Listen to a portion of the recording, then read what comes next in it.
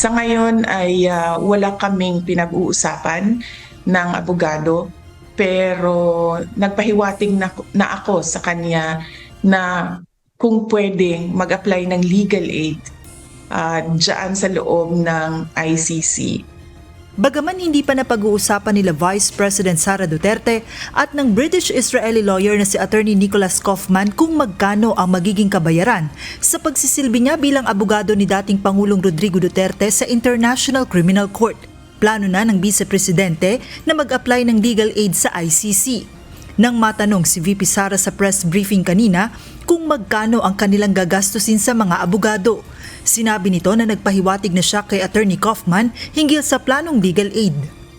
Noong isang araw ay sinabihan ko na siya na malaki ang posibilidad na mag-apply kami ng legal aid at hindi ito privately funded case.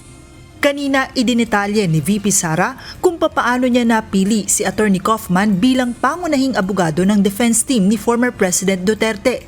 Kwento ni VP Sara, matagal na siyang naghahanda at naghahanap ng magiging abogado ng kanyang ama sa ICC.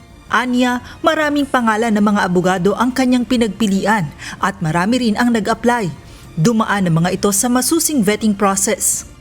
Ako ang pumili, ako ang nagsabi kay President Duterte, kay Nicholas Kaufman. Kung palpak man si Nicholas Kaufman, ko po ang mananagot sa taong bayan. Ayon kay VP Sara, sa ngayon ay may paparating na mga abogado doon na kanyang kakausapin para makasama sa legal team ng kanyang ama. Subalit hindi niya ito pinangalanan para protektahan ng kanilang privacy. Muli namang ipinaliwanag ng Vice Presidente ang kalagayan ni Attorney Salvador Meljadea, kaya't hindi na makakasama para maging abogado ni dating Pangulong Duterte. Nakikita ko yung hirap siya sa paghinga, hirap siya sa mukha siyang stressed na masyado na dahil sa edad niya siguro.